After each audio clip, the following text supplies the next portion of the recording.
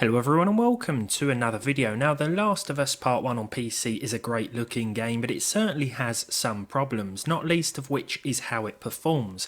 I've got a 6-core i5-12400F, 16GB of RAM and an 8GB RTX 3060, and even with medium settings the game wants to use almost all of everything. I've never seen 90% CPU utilization before with my setup. Frame rates are fine on average, but there are some serious drops and stutters. I also had a bit of a minor issue when I tried to play at Ultra. Not sure what happened here, but obviously not ideal. I thought my card had just stopped working. If it runs badly on my otherwise capable mid-range setup, then how would it fare on a more modest PC, I thought? One that uses the minimum suggested RX 6500 XT graphics card. If you've watched my review, or anyone else's, then you know the limitations of the 6500 XT, but honestly it does an okay job in most games at reduced settings, providing you have a PCIe 4.0 capable system that can help alleviate the X4 bandwidth. According to the official requirements, a 6500 XT along with a Ryzen 1500X or i7 4770K should be good for 30 FPS at 720p with low settings. This isn't ideal for most people anyway, but at least it seems that Naughty Dog are being honest with their performance targets. I'm using a more capable and modern i3-12300 quad-core processor in pairing with my 6500 XT, and before any gameplay I need to mention the shader building. It's important to let this complete before playing for the best experience, but I'm not kidding when I say this took almost 2 hours to complete with this hardware. That's not even funny. Might as well check out the settings while we wait, and go to the shops, and walk the dog, and maybe fly to Spain. Everything defaulted to its respective lowest, and FSR decided that rendering the game at 720p would be best. Now I actually turned this off because I wanted to see how it did at native 1080p first of all, and it's worth reiterating that the 6500 XT is best used with a PCIe 4.0 capable machine.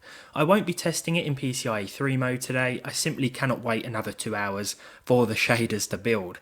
I'll end up launching my computer out the window. As always, I'm testing a pretty early segment of the game to try and avoid any major spoilers, but there may be minor details written in the subtitles, so bear that in mind. Performance may be subject to change with progression, but I hope that that change isn't for the worse, because as it is, it's not brilliant. It's a shame because on console, be it PS5, PS4 or even PS3, it's one of the greatest games out there. Maybe they rushed the PC version out to try and ride the wave that the show created, but it needed a couple more months of tweaks and optimization for sure. Hopefully it'll be fixed with patches. That will become my new catchphrase soon. Every new game released lately and it just seems like I've said the same thing.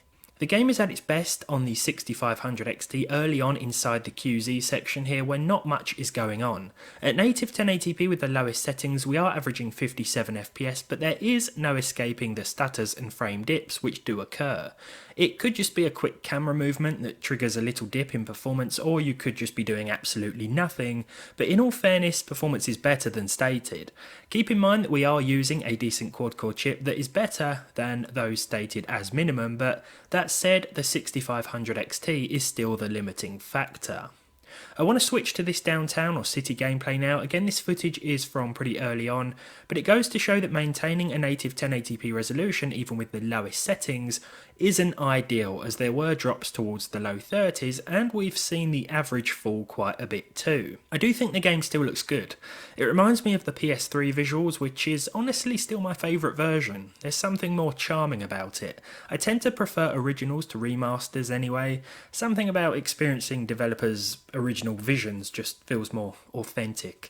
I'm getting way off track, but yeah, we're going to need a lower native res, or we're just going to enable FSR here to try and improve things. This game implements FSR 2, so dropping to quality mode and rendering at 720p internally is going to look very sharp and still quite close to native. Everything is 480p to me anyway without my glasses on, so I'm not the best judge of crispy visuals, but there we go.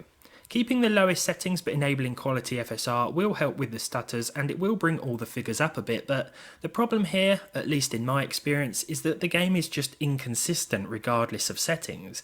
That isn't just with this hardware either, it's with every CPU and GPU I've tested.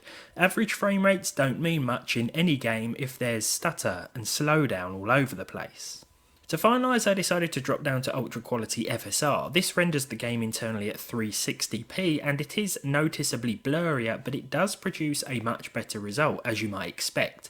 This particular section also exhibited a lot less stutter and fewer issues overall, but I can't say if this will continue for the rest of the game.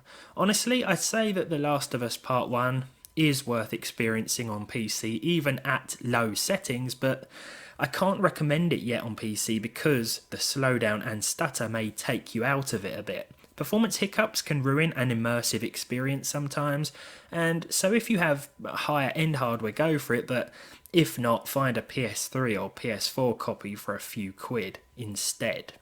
I do hope this isn't another example of developers relying on upscaling methods instead of actually optimizing their game, which we've seen occur more frequently over the last few years.